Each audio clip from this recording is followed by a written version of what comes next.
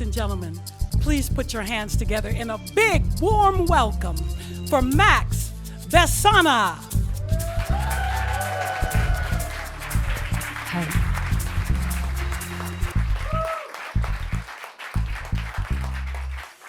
Good afternoon.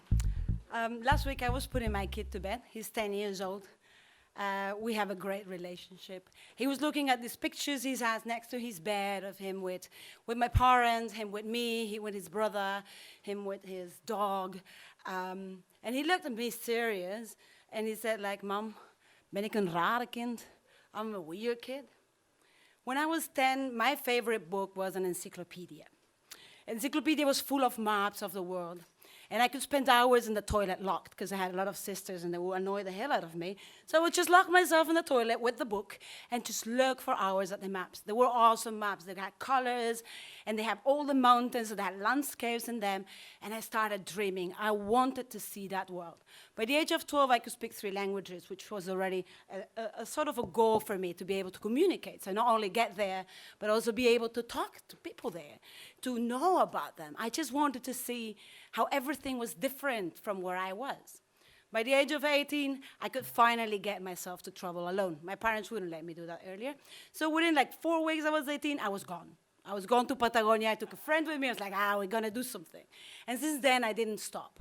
I went to Peru. I spent several years in actually traveling through Latin America, traveling through Europe. And one day I settled here. Don't ask me why. Everybody will know why you fall in love. That's the only reason you will settle here. Because, there are not many other reasons foreigners settle here. So, well, except if you're looking for freedom, which is also a good one. Anyway, my kid was born, and then something changed. I stopped traveling. I stopped traveling not because I didn't have the need. I had the need, but it just didn't fit the label. You're a mom. You're a mom. You should not leave your kid alone. By the age of 4, when he was 4, I actually went back to training, which I used to do sports, and through that training, I got to travel again. But always the question was, you're leaving your kid alone. Because my kid has a dad. I mean, he's not alone. But as a mom, the question is, you're leaving your kid alone. You're a mom. You should not do this thing. You should not go on those adventures or trouble or just be gone for a week, I mean, the kid needs the mom. Says the kid is not going to die without the mom. The kid is going to be fine. The mom is there. She's trying to be herself again. That took a lot of energy out of me to fight that idea that you couldn't be yourself. So a year ago, his dad and I had separated. We're on good terms. He's co-parenting the kids. So we're both responsible parents, but gave me space. It was difficult because it's not easy to just leave your kid behind. It's not easy to change your everyday life and adjust it.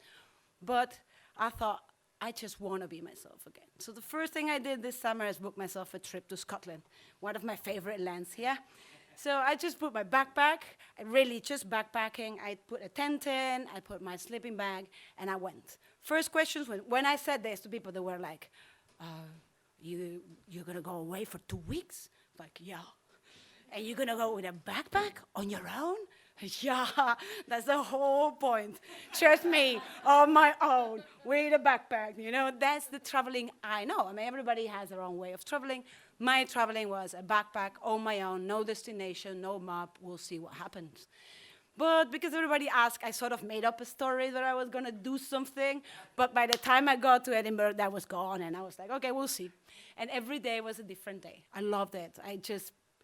I could really feel the energy building and me being me, without forgetting that I had a kid, without forgetting that he has a father, that all the other things I had. But I just was, for a moment, that was not around. And the one thing I could see was myself, because it was the only thing that was not changing. When you go traveling, everything around you changes. Languages change, landscapes change, smells change. You don't change. Whatever you are, whatever good or bad, whatever problem you are with, you take them with you. Now, I think that the good thing about traveling is it gives you perspective. It helps you to look at that and see, okay, well, this is me. I mean, it's not the environment, it's not my friends, it's not my family, it's me who's fucked up. You can fix it there. I mean, that's the good thing. So when I got to Edinburgh, I was like, okay, I don't know where I'm going to go. Every day, new day. One day I landed in Inverness. It was not my first time. I've been several times in Scotland. I sort of feel at home there. So when in Inverness, I went to hostel, I like hostels, you know, sharing a bedroom with people means that you get to talk to them, that you get to see others or hear them or hear stories. They will tell you stories of where they were, and it gives you inspiration to go somewhere else. So I thought, well, the best way. Got into my room, there was like these bunk beds everywhere, one only was for free, got it for myself. One girl walks in and she's like, oh, finally there is another girl in the dorm, and we're all guys in it, I didn't know. And she's like, would you like to go out with me for a drink tonight? Because, you know, I don't know anyone. I'm also traveling on my own, and I would like to just have a talk. It's like, sure. So we walked to the pub next around, it was just around the hostel. It was part of the hostel. It was a really nice pub with beer. It was really, really good. Anyway, we sat there chatting, and then one guy who was with us in the room, which I didn't know, walked in, joined us on the table, introduced himself. So there we are, 3 adults, in a night in Inverness, having a beer, just sharing life. She was Scots. He is from Switzerland, and then me from Argentina, Holland. I always have to explain a long thing that I'm from Argentina. I have an Italian passport. I actually live in Holland, so people get freaked out. And I speak English, so it was all a whole mess. Anyway, we told each other stories. That's what you do, you know. You meet strangers when you're traveling, and you sort of loosen up a bit. You talk about yourself. You never know if you're going to see them again or whatever. So things got, well, we drank a lot of beer, let's put it that way. You know, when in Scotland, we like the Scots, so you just go for it. But what I heard from this woman, that she wanted to go out so much, she really insisted that we join her, and that we kept on going and drinking and listening to beautiful music. I love music. So that was very inspiring too. But there was something odd. There was something about her that I just couldn't grasp. She was cheerful, full of energy. We talk about our jobs, we talk about what we did, and suddenly the label mom came in again. So you have a kid. First question is, when I said I have a kid, is, where is your kid? I said, well, somewhere safe, fine, you know, but you're not there. No, I'm not there. He has a dad, and his dad is there for him too. You know, a kid has 2 parents, hopefully more, you know. Kids used to be raised by communities, so it's fine. It's fine if you leave your kid with a friend, it's okay. Wherever there is love, is all fine. That was my struggle in the whole trip, that label. Where is your kid? Why are you not there? Feeling guilty or building a sort of guilt about what I was doing. So that night, we kept on talking, and we got actually really pissed. We end up in dodgy bars, and for some strange reasons, Laura just want to keep on going and going and going. Until 4 in the morning, there was nothing else open in Inverness, so we walked back to the hostel.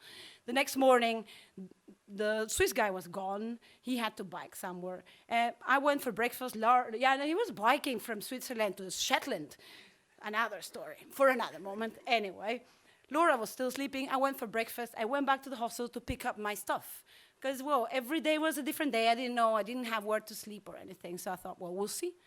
And I found Laura, and she's like, hey, would you mind have a cigarette with me outside before you go? You know, we have such a lovely night. So when we walked outside, we sat there, she with her cigarette in her hand after I saw her drink and smoke all night. And she says, I'm thankful that you were there last night. I know it sounds weird. I don't do this all the time, which is like, you're a Scot. I'm not so sure about that. Anyway. She said, you know, I've been waiting for the results of an exam. All this time, my life has been a sort of a blur. I don't know anymore where I stand, or what's gonna go, what was gonna happen with me. And I didn't want to say this, because I didn't want to be labeled. I didn't want to be, for you or any of you, to be sorry for me, to feel certain that I was different. But, you know, it seems that I have leukemia, and I have to restart my life right now. She said that with a cigarette in her hand, which was a bit shocking for me, but that's how she was dealing with it. I couldn't judge that at that moment, not later on. We exchange meals, we hug, we talk about how we stand as human beings and can overcome a lot more than we actually think. And I've never seen her again. I did email her, but got nothing back. I think, deal with your life, it's all fine. Going back to my kid, when he looked at me and he says, Mom, ben ik raar, I'm a weird kid. I sort of look at him sort of puzzled and at the same time smiling. And he's like, yeah, I guess I'm a weird kid. I mean, I'm your kid, right? And I was like, yeah, boy. And then we laughed for like 5 minutes in a row. We were just rolling on the ground. We couldn't even look at each other because we knew we would start all over again. Because after all, we all want to be accepted of what we are. And that's it. Thank